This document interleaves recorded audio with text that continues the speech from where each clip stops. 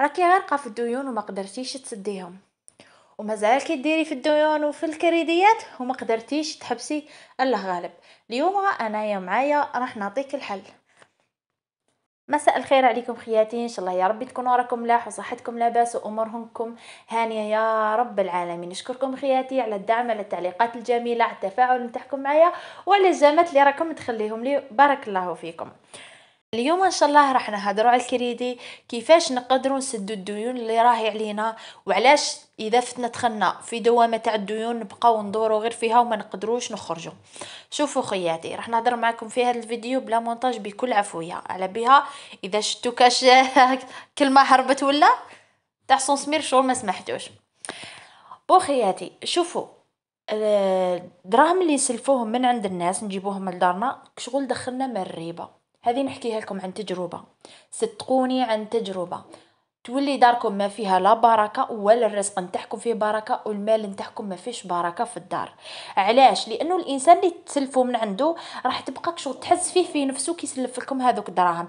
بالك هو كان محتاج نتوما حشمتوه دوك سلف لكم، يبقى يطلع لكم في الحساب ويستنى في الوقت وقتاش يوصلكم باش تسدوا الدين. اذا سددتوا هذاك الدين وكنتوا قافزين وسددتوه في الوقت راكم سلكتوا، ولا ما سددتوش راح تزيدوا تبقاو غارقين في ديون وتبقاو شغل دوروا في نفس البلاصه، تدخلوا في دوامه. وانتم لو فات ديرتو دين تكون جيتوا قادرين تسدوا هذاك الدين بالاصل من الاول، كنتو ما ديروش نهائيا. دوكتي انا رحتي سلفتي 2 ملايين، وكون كنت راكي قادره تردي هذيك 2 ملايين اصلا ما تشقيش باش تسلفيها لانك راكي حطتها في دارك، راكي دايرتها ادخار. فهمتوني خياتي؟ راني قلت لكم ونعاود لكم، اراه المال اللي تسلفوه راه كي المال تاع الريبه. سبحان الله يطير البركه من الدار بواحد الطريقه عجيبه، ونحكيها لكم عن تجربه واثبتوا لي الهضره هذه في التعليقات اللي يعني حسيت باللي كلامي صحيح. فوالا. جينيرالمون الناس علاش يديروا كريدي؟ كاين اللي يديروا على جال الصحه، وهذا النوع تاع الناس يعني معذورين. كاين اللي يدير كريدي على جال مشروع، وهذه حاجه ما نشجعش بها بزاف، خاصه اذا عرف الانسان اللي راح تسلفي من عنده دراهم اللي راح ديري فيهم مشروع من بعد يعاود يطلع لك حسابات وكاع وكاع. المهم اللهم يا ما تسلفيش. وكاين اللي يسلفوا باش يكملوا شهر، كاين اللي يسلف باش ياكل سقايط، كاين اللي تسلف شلاله طماعن ضربوا لها في راسها حبت تشريهم ولا تلاقت بلي بروموسيون. ولا كاين اللي تسلف باش توجب، كاين اللي تسلف باش تشري حوايج للعراس، كاين اللي يدير كريدي عند الحفافه، كاين اللي يدير كريدي عند مواد غذائيه على اساس زعما دير كريدي تاع الاساسيات ومن بعد تعشي في الطون في الفرماج وفي الكريم فخاش والكومونبير والشيدار وكاعيتك. يعني كل انسان كيفاش يخمم. وهنايا الشهريات واللي ماهيش قادره تغطي الاحتياجات نتاعنا، وكل شهر راح نزيدو نعاودو نسلفو نزيدو نعاودو نسلفو نعاودو نسلفو، ونبقاو ندورو في حلقه من السر فراغه، والناس كامل تسالنا، والناس كامل يقربعوا لنا في الباب رجعوا لنا دراهمنا، ما ترجعوا لنا دراهمنا. دوكا خياتي الحل وراه كيفاش نرجعوا دراهم هذو لما عليهم بشويه بشويه. عندنا مجموعه من الناس راهم يسالونا دراهم كيفاش نرجعوا. اول حاجه خياتي هي النيه. شوفوا، كاين سعي مادي وسعي نفسي. السعي النفسي راه النسبة الكبيرة لنجاح السعي المادي. اسمها أول حاجة أنك تنوي أنك ترجعي هذا الدراهم للناس، وتنوي أنك تستغناي بربي بالله الغني عن الناس. اسمك كي تديري هذا النية ربي سبحانه راح يوفقك انك ترجعي الدين هذا. الحاجه الدوزيام، شوفوا ربي سبحانه خلق الكون هذا خلقه بدقه متناهيه، ما خلقوش بعشوائيه. ربي ضرب لنا الامثال في الكون هذا. دوك تي شميسه اسمها جوغ نهار تنفح لها تشرق على 6 ونهار تشرق على 5 الحشيه، اكيد لا عندها ميعاد على حسب الفصول، عندها ميعاد. اسمها هكاك حنايا لازمنا ما نعيشوش بالعشوائيه. العشوائيه لازم نحوها من حياتنا. واش نديرو؟ ورقه وستيلو. ربي واش يقول؟ نون والقلم وما يسطرون. ورقه وستيلو اختي، ديري تقسيم تاع الميزانيه. في التقسيم تاع الميزانيه نتاعك اول حاجه ديريها هي مبلغ الطوارئ. هذاك مبلغ الطوارئ يدخل فيه المرض، يدخل فيه السلف. تحبي نحستي ما لقيتيش وين، في عوض ما تروحي تسلفي من عند الناس برا، لا سلفي من دارك وعاودي رجعيه. يدخل فيها جوك ضياف، يدخل فيها حبيتي تشري كاش عفسه ليسونسيال مبلغ تاع الطوارئ. وباقي التقسيمات قسميه بالاسبوع، حيدي الفواتير وقسمي بالاسبوع، ماشي بالعشر ايام ولا ب15 يوم ولا تشري مشتريات تاع شهر. لا لا اختي، سيختو تاع الشهر راهي ما تخرج، راح تضطري تصرفي الراتب تاعك في الاول ومن بعد تقعدي حله فمك. امشي بالتقسيم تاع الاسبوع، كل اسبوع كيفاش. وديري مليح في بالك، لازمك تكوني مرا شاطره ومرا قافزه. هذوك التحديات تاع الاسبوع، على مثلا نقولوا كل اسبوع درتي له 500 الف، هذيك ال 500 الف لازم تكوني انسانه انتيليجون، انسانه ذكيه، انسانه ماشي غير حضر كلش باش تخدمي شغلك، ماشي غير حضروا كاع مواد التنظيف باش ديري الميناج، وماشي غير حضر كاع الكوسميتيك باش باش تتهلاي في روحك وباش تغسلي شعرك، وماشي غير حضرت كاع لي زانغريديون باش تطيبي. تعلمي ديباني، تعلمي تطرافيكي. انا عجوزتي ربي يحفظها تعلمت من هاد العفسه انه من لا شيء دير لك فلا، من والو تصنع لك حاجه، تخلق لك حاجه تحطها لك. تعلموا تطرافيكو. كانت تقول لنا يا بناتي تعلموا تطرافيكو، تعلموا ديبانو، من والو ديروا حاجه، ماشي دائما تكون كاينه، من داك تكون كاينه من داك تكون ما كانش.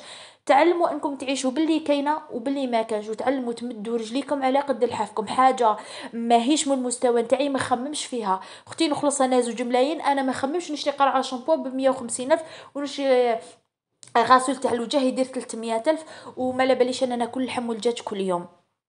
ونخرج نحواس نتعشى برا نتغدى برا مع اللي جوي تاع الدراري وقعيتك. سما خياتي تعلموا باللي الشهريه نتاعكم تحيدوا منها قيمه تاع الادخار، ديروا تقسيمات، والفاضل هذاك من التقسيمات بالك يغركم بليس ولا تغركم النفس نتاعكم وتروحوا يعني تصرفوا في الباذخ. لا لا بالعكس، فوتوا ديروا الامان المالي نتاعكم حيدوه اكوتي، ومن بعد باش نروحوا للكماليات. دوك انا ما عنديش امان مالي وما عنديش دراهم، غدوه ما غدوه نحتاج نروح نتجري نسلف من عند الناس، ولا شهريتي ما تقدليش الشهر لانه تبحت الامور التافهه نجري عند الناس نسلف، وانايا ما عنديش القدره بعد باش نعاود نرجعها. يعني نفس الشهر اللي فات نفس الشهر هذا اللي راه جاي، واش راح يتبدل فيا زعما؟ عليها مدوا رجليكم على قد لحافكم. بو كاين بعض الاخوات رجالهم هما اللي يصرفوا، يدهم مفتوحه كامل، يصرفوا يبذر في بدايه الشهر يوكلهم بيان بيان، بعد في نهايه الشهر يولوا يغلوا مقارونه في الماء. نقولكم خياتي هذا النوع من الرجال تنفع معاه غير الحيله.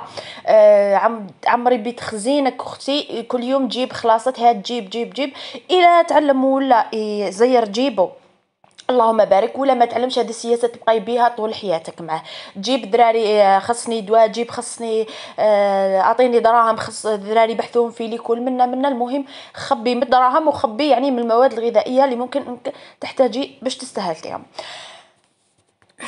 هكا باش ما تطيحيش اون بان. كانت واحد الاخت بحثت لي واحد التعليق، على بالكم شحال وجعني هذاك التعليق، قد ما نقول لكم وجعني زيدوا شوي من عندكم. كانت قالت لي بلي انا يا زوج نتاعي يخلص بالنهار من 70 الف حتى ل 100 الف، عندي كريدي 1800، وعندي اطفال، وعندي ولدي يدير لي كوش، وعندي مساكن ولادي الياغورت والفرماج ديجا اشتاقوه، وانا لازم هذا الشهر نرجع الكريدي لمالي. نقول لك اختي 1800 اللي راكي تهضري عليها حنونه هي نفسها شهريتك في شهر. دوك السؤال اللي يبقى مطروح، انا نقول لك قبل ان شاء الله ربي يرزقك من فضله الواسع، ولكن السؤال اللي لازم تطرحيه ماشي كيفاش نرجع الكريدي في هذا الشهر، كيفاش نبدل الحاله اللي راني عايشتها. هذا هو السؤال اللي لازم تطرحيه، لانه انا ما نقولكش مستحيل. اذا قلت لك مستحيل راني تجرأت على القدره نتاع ربي سبحانه في الدنيا هذه. ولكن باش نكونوا منطقيين، دوك نتيا الخلصة تاع راجلك نقولوا غير على 70 في النهار راهي 2 ملاين و200، 2 ملاين و100، كيفاش راح تقدري ترجعي 1800 في شهر؟ ايا فاهميني؟ الا اذا ما فتحش عليك ربي باب واحد اخرى. دونك سما انا واش راح نقول لك، اذا كان الزوج نتاعك هذا مريض عنده مرض، يعني ايا كان المرض هذا، انت وقفي مع راجلك، كوني مرا فحله، ديري مشروع من البيت ولا خرجي تخدمي ولا شوفي واش يساعدك. هذه هي. واذا كان الزوج نتاعك يعني بكامل الصحه نتاعو، لازم تقعدي وتهضري معاه بالعقليه بشويه بشويه، ماشي كي قلنا روحي هضري معاه صافو دي تروحي تشعلي فيه، لانه خدمه تاع 70 في 100 الف على بالي حتقولوا لي الخدمه ما كاش في الجزائر وقعيتك، ولكن رزق ربي راهو بالوفره. رزق ربي سبحانه عنده خزائن السماوات والارض، ما راهوش فقير باش تقولي لي الخدمه ما كاش ولا. كاع عندنا نفس الفرص، واش عندي فرص انا عندك انتي، واش عندها هذيك اللي نجحت علينا ورانا وين نبانو حنايا قدامها. فهمتيني خديتو عليها؟ راني نقول لك اذا كان الزوج مريض ديري تي مشروع من البيت، اذا ما كانش مريض لازم تهضري معاه هو يبدل الخدمه، لانه خدمه ب70 الف ل100 الف راهي ما توكلش انسان وحده. فما بالك يعني عيلة وفيها أطفال. ما رانيش حابة نهبط لك المورال، ولكن التعليق تاع كي مسيت نلقى له حل ما لقيتلوش حل. نقول لك اختي، ربي ان شاء الله يرزقك من فضله الواسع، ان شاء الله ربي يفتح عليك بيبان الرزق يا رب العالمين. ما تنسوش الجام، والسلام عليكم.